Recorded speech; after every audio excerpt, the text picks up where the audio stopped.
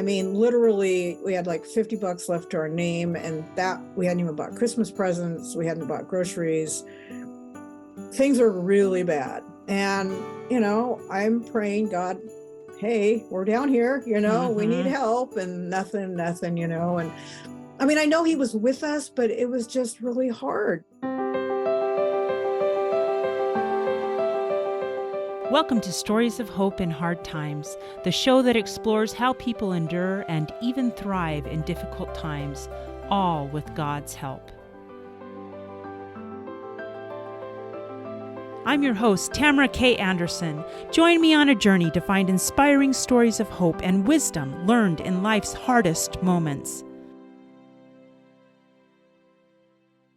My guest today is an author, editor, and writing coach. She's taught creative writing classes and served as president of her writing club for 6 years. She's authored 4 books and helps writers overcome their obstacles and write again. She lives in Bakersfield, California with her husband, 2 rescue dogs, and 2 rescue cats. I am pleased to present Joan Raymond. Joan, are you ready to share your holiday story of hope? I am. Thank you for having me on your show. I am so excited to have you here today. And I thought we'd break the ice today by having you share a holiday tradition that you do in your family. Okay. Well, we have kind of an odd one, I guess, or maybe not odd, but we've been doing this for about 20 years. So my kids, their dad lives in a different city, and we were always trying to figure out, how do we all do Thanksgiving together? So this is a Thanksgiving tradition because, everybody wants to do dinner. And so we started thinking, what about breakfast? What about if we just did this really, and it didn't even have, some years it's really fancy, but for the most part, it's eggs, bacon, hash browns, biscuits, if somebody wants to throw something else in there, coffee, but it's fairly simple because it's supposed to be us getting together. So my kids come from different areas where they live, and we all gather for breakfast. And while whoever's making breakfast, sometimes my son will get in there and he'll do the hash browns or something, or my husband will do something. We have the Macy's parade going. And then after we eat, we turn off the parade and we watch Planes, Trains, and Automobiles, because contrary to popular belief, it's an actual Thanksgiving story. It's the 2 guys coming home for Thanksgiving. Oh. So for us, it's been, like I said, it's been our tradition for about 20 years. So then that's over noonish or something. And then we all hug and everybody goes their separate ways, but we've all had family time together, and it's special. And every year, even it was like last week, my son asked, so we still doing Thanksgiving breakfast? And I'm like, you got it, so it's what we look forward to. And I think that's neat that you're able to take what could have been a really awkward situation and make a new tradition out of it, right? Right. And then, and then everybody's free to go and do whatever dinner or lunch they had planned. So, it was a way for us to compromise, but have so much fun at the same time. So we've all seen the movie so many times, we can pretty much repeat it, but it's not really the movie, it's the tradition and just being with everybody, Yeah, that's really what it's all about, and finding ways for it to work, right? Right. Yeah, absolutely. I love that. You have a special holiday story to share on the podcast today, and I thought I'd allow you to kind of introduce and say where you were at that point in your life and why this meaningful event has just kind of remained with you and taught you so many important lessons. Okay. So this happened about 28 years ago. My older kids right now are 42 and 40, and my daughter was about 14 at the time. My son was 12, and it was probably a couple weeks before Christmas. We were in a bad place financially. No money. I mean, literally, we had like $50 left to our name, and that we hadn't even bought Christmas presents. We hadn't bought groceries. Things were really bad. And, I'm praying, God, hey, we're down here, we need help, and nothing, and I mean, I know he was with us, but it was just really hard, it was just hard. And so it was a couple of weeks before Christmas, and my daughter, the 14-year-old is like, I've been invited to a Christmas thing. I'm supposed to take a gift. And I'm like, I don't have money to buy anything. And she goes, but Mhm. I can't be the only one not taking a gift. I mean, what are they going to say? And I'm like, okay, I will do this. Hot check, God forgive me. Let's go to the Walmart or somewhere. I will write a hot check. It'll go through in a week. I'll deal with it then. At least you won't be shamed in front of your friends. Mm. And I mean, I was willing to do that for her. So Mhm. she says, wait a second, I just thought of something. Now, way back 20 something years ago, there was something called shrinky dinks, and they were Mm. little plastic. It was pieces of plastic, and you would color on them or do something, and then you'd put them in the oven and bake them. And they would shrink down, and they made really cute little charms. You could do bracelets and stuff like that.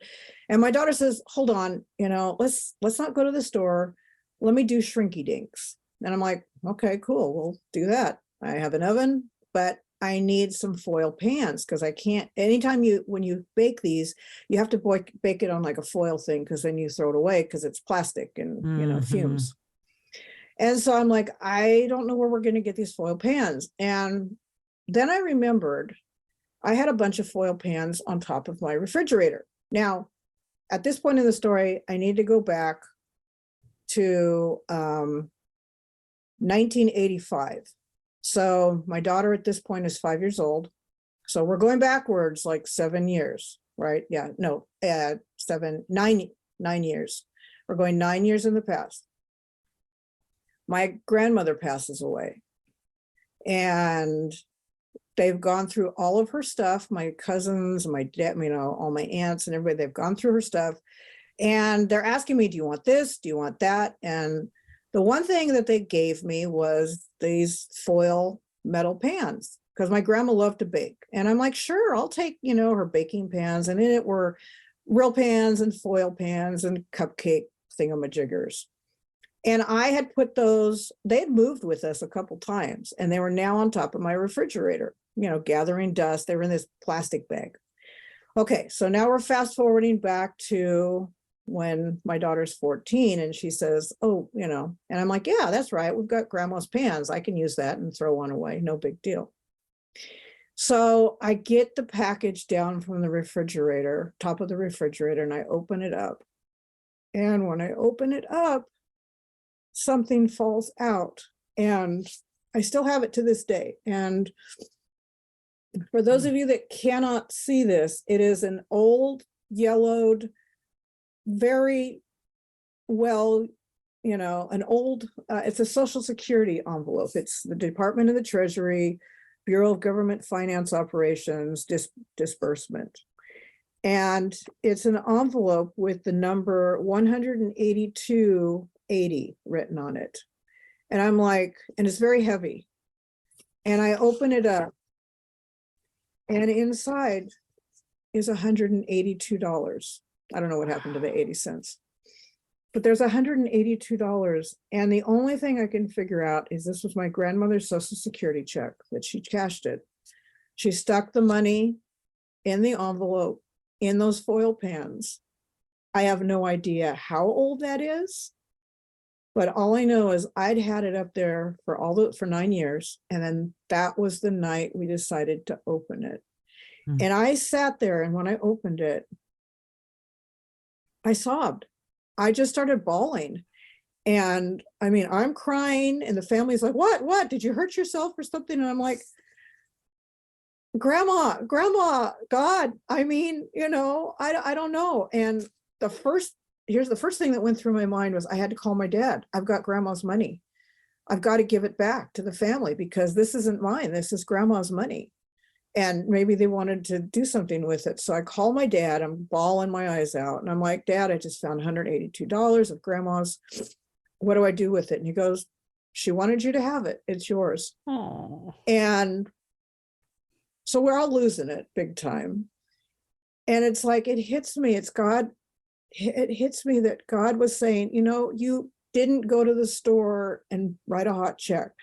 You trusted in me to do this. And,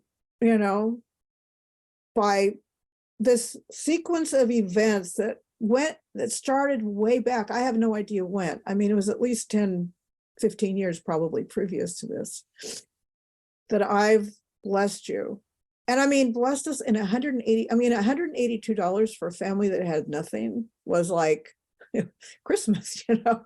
But I Mhm. mean, it was like, oh my gosh, we can buy food. We can pay the electricity bill. And Mhm. and so even though this happened like 28 years ago, I've kept this envelope in in one of my Bibles. I always keep it in the Bible that's closest to my bed. Because when I open my Bible, I remember God's provision Mm. at a time where I had literally given up hope. I mean, I was hopeless and willing to do what it took to help my daughter, but God hadn't forgot about us. Mm. You know, it was his timing. And it was such one of those God moments. It was like, okay, you're showing off, you know. You know? We're going to take a quick break, but when we get back, we'll have more lessons, tips, and things you can apply to your life. Stay tuned. Hey, my friends, are you looking for a meaningful Christmas gift this year? If so, you need look no further. I have a fantastic, sweet short story. I am so excited to share with you my new booklet. It's called A Broken Down Holiday. This is the story of a widowed young mother trying to travel home for the holidays soon after her husband dies and being stranded in the middle of nowhere. And some of the hard things that she experiences and some of the miracles that you wouldn't think were miracles that she had happen. But it is based on a true story that happened to my mother-in-law. It's great for those friends that you're just like, what do I get them? Something simple that's under $5. It's a great stocking stuffer. So if you want to share this message of hope with your friends or family members, check it out, A Broken Down Holiday on tamarakanderson.com. If I didn't trust you before, and like I said, I have gone back to this envelope several times when things have been really, really, really bad. And it's like, okay, God, you did it once. I know you're going to do it again. I know you're not going to just leave us, you know. So Mm-hmm. Wow. anyway. I love the lessons that you pulled out of that God is orchestrating ways to save us years before we need it. You know, I love that idea, and that he notices us in our need. And I think one of the other things that I love and I'm kind of taking away from your story is that it's good to have a reminder of those miracles. Like you kept that envelope, you know what I mean?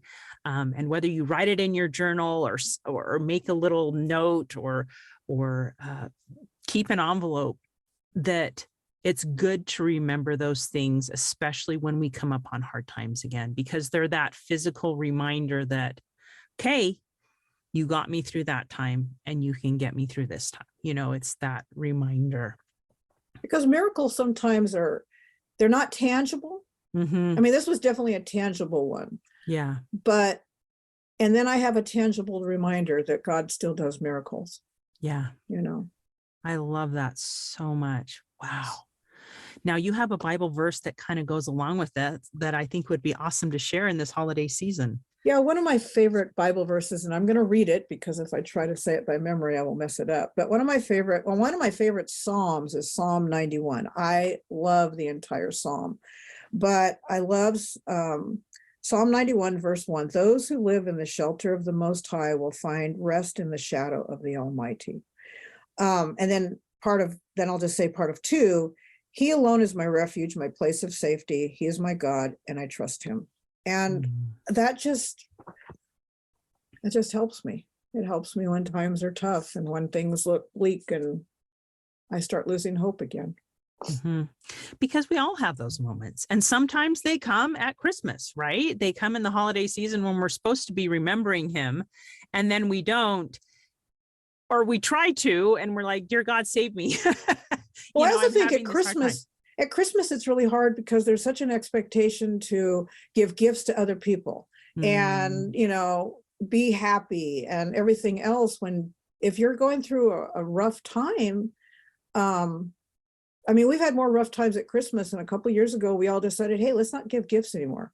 You know, let's just take that pressure off. If you want to do something, make something. And it took a lot of pressure off because now we gather and we hang out. I mean, the kids get gifts, yes, but you know, us adults, you know. Yeah. We're good with that. Well, and I'm thinking also back to your story about even your daughter's train of thought and how sometimes God gives us the answers by guiding our thoughts to do something instead. Mhm. Well, this isn't a solution that's going to work. And then all of a sudden you think, oh, the shrinky dinks, you know what I Yeah. mean?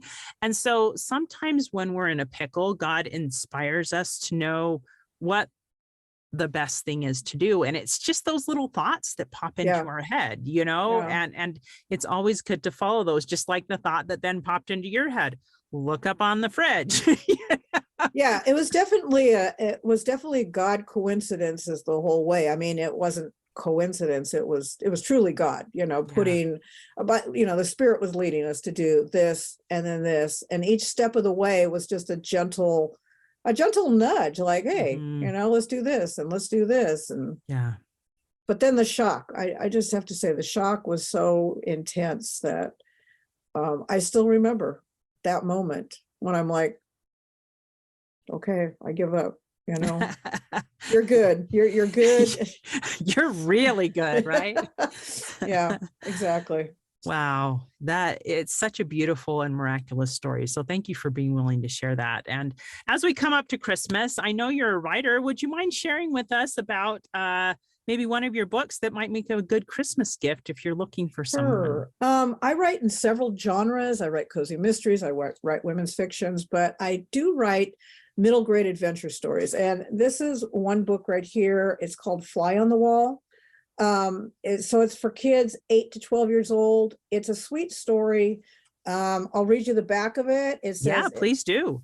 it's Metamorphosis Book 1. Actually, Book 2 has been written. It's coming out next year. So it's if only he'd known that getting his wish would turn his world upside down. Alex wants nothing more than to eavesdrop on his parents as they make plans to celebrate his 11th birthday. But when a freak accident turns him into a fly, he discovers the only one who can help him is the family dog, Meatball. As Fly Alex hatches a plan to make things right, disaster strikes. Now he must overcome the next to impossible challenges, as well as a repulsive attraction to rotten food, and transform into a human again before his short fly life runs out. Fly on the Wall is a page-turning adventure story filled with humor, heart, hope, and a touch of magic for children 8 to 12 and reluctant readers. Ooh, I love that. So That that's sounds so Meatball. fun. There's a picture. I'm showing the picture of the cover, and Meatball is a huge. He's a shaggy sheepdog, and he plays a huge part in this story. So That's fun. Oh my goodness. Now, where can we buy this book and where can we connect with you? So to connect with me, joanraymondwriting.com is my website. And on that, you can find my books. You can find information about my writer coaching. But my books are Fly on the Wall, especially, is on Amazon. And you have to put Fly on the Wall with my name, Joan Raymond, because there are other books with the name Fly on the Wall. But my book, you can get it on Amazon. You can also get it at your indie bookstore, because I have it listed. I have it through another distributor that it distributes to indie bookstores. So those people that are that prefer not to shop on Amazon, they can get it through an indie bookstore, Barnes and Noble. It's available all those places too. Wonderful. Well, Joan, thank you so much for coming on today and for not only sharing your miraculous story and giving us hope that when those hard times come that God is aware of us and sees us, but also sharing your stories, because stories have a way of giving us hope in unexpected times, right? And you can even do that with kids, right? Through the younger writing. So thank you so much for coming on today and sharing your story of hope. Thank you so much for having me. Hey, thanks so much for listening to today's show. If you like what you heard, subscribe so you can get your weekly dose of powerful stories of hope. I know there are many of you out there who are going through a hard time, and I hope you found useful things that you can apply to your own life in today's podcast. If you would like to access the show notes of today's show, please visit my website, storiesofhopepodcast.com. There you will find a summary of today's show, the transcript, and one of my favorite takeaways. You know, if someone kept coming to mind during today's episode, perhaps that means that you should share this episode with them. Maybe there was a story shared or a quote or a scripture verse that they really, really need to hear. So go ahead and share this podcast. May God bless you, especially if you are struggling, with hope to carry on and with the strength to keep going when things get tough. Remember to walk with Christ, and He will help you bear the burden. And above all else, remember, God loves you.